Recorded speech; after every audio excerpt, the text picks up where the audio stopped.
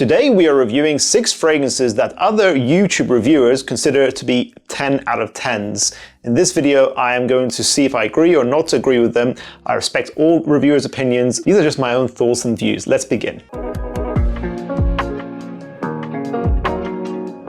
Remember guys, on this channel, for a fragrance to get a 10 out of 10, it needs to meet a certain criteria. The scent profile has to feel special and luxurious to me.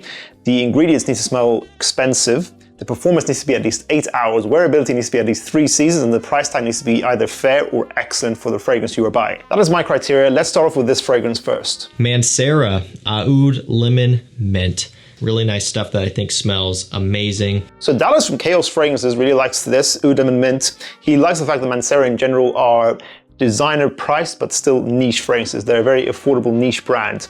And Oud Lemon Mint is a fragrance I would describe as lemon sherbet candy in the opening on top of a woody musky base, a synthetic oud. It is synthetic but at the same time very pleasing. It's a very easy to like fragrance, although the opening smells a little bit funky. It takes some time getting used to, but I actually really love this fragrance. Overall, the scent profile is fantastic. I wouldn't say this is a 10 out of 10. I don't think the scent profile is natural smelling enough to get the full marks there. And also, I think this is mainly a spring and summer scent. Some people may disagree. It is a strong fragrance, fantastic performance, gets full marks there, 14 hours plus. But I would only use this fragrance in the high intense heat. That's when I like using Oud Lemon Mint. It is a really nice, bitter, piercing fragrance that gets through that annoying heat that just makes you feel fresh and fine, but you don't get annoyed, which is the beauty of it. I give this an 8 out of 10. So this one is a Mage Interlude Black Iris. You cannot really understand the fragrance because they're so unique and so complex that, I don't know, like it's just hard to give a few comments about the scent. I love Black Iris. Amouage Interlude Black Iris. Now, this is a fragrance that Demi Rawling said was complex. It's very difficult to understand. And she said it was powdery, sweet, ambery, something along those lines. And I would agree. I think this fragrance is one of the best crafted fragrances you'll ever smell in perfumery. Yes, it's very expensive, but here's why I think it's worth it, whatever it is, £300 price tag. Interlude Black Iris uses extremely high quality ingredients, the top of the range in the industry, and has a really interesting and unique scent profile. It does everything right in my opinion. It has that smoky Middle Eastern oud. I think they are using real oud to my nose, and then they also have another extremely expensive ingredient, which is orris. You might know that ingredient as iris, but iris is not a real natural ingredient. It's a synthetically made lab ingredient as a recreation of orris. Orris is what the iris plant actually does and produces naturally for perfumery. So iris as a note is not a floral note, it is a root below the ground earthy note. That's where orris comes from the root of the plant. And orris creates this very rich, buttery, smooth, waxy, earthy, and powdery scent profile in a fragrance. You got extremely expensive ingredients from the orris and the oud, and it's very intense, smoky, Middle Eastern, like the original Interlude by Amouage, but then the Black Iris flanker smooths it out, makes it a bit more ambery. It becomes a little bit more powdery, sensual, interesting, easier to smell in my opinion. So I think this is just a very interesting, creative, unique, infinitely complex by Amouage. Fantastic creation. I think it's worth its price tag, but I still wouldn't give it a 10 out of 10. For cold weather, yes, it's a 10 out of 10 fragrance, but you're going to be spending £300 for a fragrance I think you can only wear in the autumn and winter. So I would not give it a perfect score. I think it's limited in its wearability. It's a 9 out of 10 for me, but I love this fragrance. It's very, very good. 10 designer fragrances that are a 10 out of a 10. Emporio Armani, Stronger With You, absolutely. Chestnut, rum and vanilla, unique. I recently bought a sample of Stronger With You, absolutely, which Michelle from Curly Fragrance says it was sexy, boozy, sweet, something along those lines. And I would agree, it is a very sexy designer scent. The entire Stronger With You line is very sexy and attractive. Absolutely. Doesn't do a huge amount different from the original, but it just makes it a little bit more smoky, a little bit more boozy, and just a little bit more romantic and sexy overall. It smells very similar to Azar, the Most Wanted, and it smells very much like if they took Maison Margiela's By the Fireplace and toned it down and smoothed it out. This is a very smooth and easy to love fragrance. I would not give it a 10 out of 10. Although it's got great scent profile, great performance, great mass appeal, I knock off 2 points because I don't think you can wear this outside of the autumn and winter, and also I don't think the scent profile is a wow at this point. I'm saying this in the context of today's market where we have all of the Stronger With You copycats and Stronger With You line in general. I just don't think it does enough different. It doesn't stand out. As I said, Zara the Most Wanted smells extremely similar. I don't think you need to own both of these fragrances, but this is a very sexy fragrance. I know a lot of you are going to disagree with my rating, but I give it an 8 out of 10, which is still a good rating.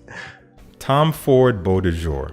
Typical, slightly vintage smelling barbershop style men's fragrance. If you consider yourself to have a mature soul, no matter what age you are, Tom Ford Beau de Jour, 10 out of 10. Justin Copeland then talks about Tom Ford's Beau de Jour, which he says it is for someone who feels like a mature soul. And he says it makes you smell like you're fresh, clean, you're nicely fitted in your clothing, you just came out of the barbershop. I think it is a fantastic barbershop scent. It is Tom Ford's modern recreation of the traditional old school barbershop fragrance from men in the 20th century. It is barbershop lavender soapy cleanliness, like a traditional aftershave in the barbershop, mixed with a warm amber to make it a little bit more modern and easier to wear in modern times. The great thing about this fragrance is that it introduces young guys, I think for guys mid-20s and up, this can be your first barbershop scent. It introduces you into the scent profile. It is traditional but modern, but at the same time not overly complex, so it's not too hard to understand. And it has fantastic performance, 12 hours with medium to loud projection,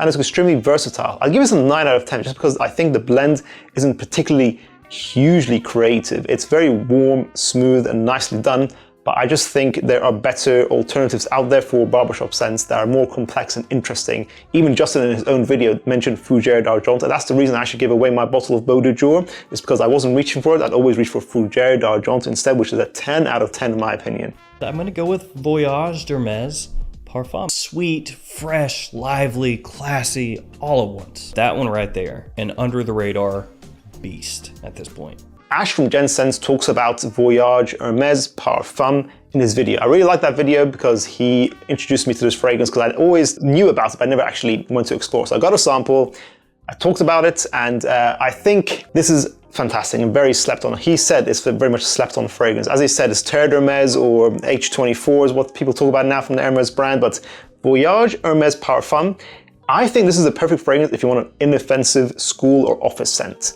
Jean-Claude Elena is a master. He has made this. You can tell it's his perfumery because it's complex but extremely blended. Just smooth, clever. Everything works perfectly together.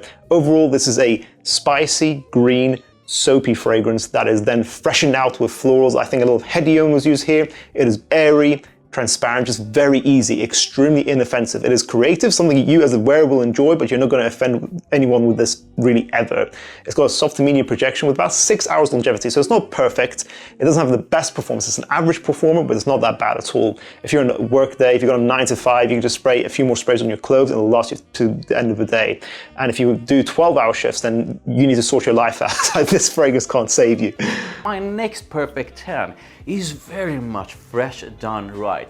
This is Parfums de Marly's Percival. God. So from time to time, I get a comment or saying like, this is simple, this is generic, and this is boring. No, I completely disagree. And then finally, Rotten Rebel talks about Parfums de Marly's Percival, which I used to own a 5 ml sample of. I wore the heck out of that. Now, he says that, he doesn't like that people say this fragrance is generic. It's a shower gel fragrance. He thinks it's complex and interesting, and I think it is a little bit generic, actually. I do think it is one of PDM's more designer-esque fragrances.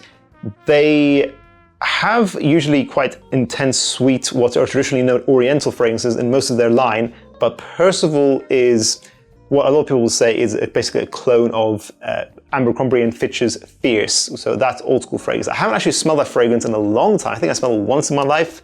But people will compare it to Mont Blanc Legend, the original black bottle, which I used to own a bottle of, and that's horrible. It is a kind of a similar idea to Percival, but they're nowhere near in terms of quality. I don't think you should waste your time with the original Legend, in my opinion. So Percival is fresh out the shower, lime, apple, and Broxton woody molecules.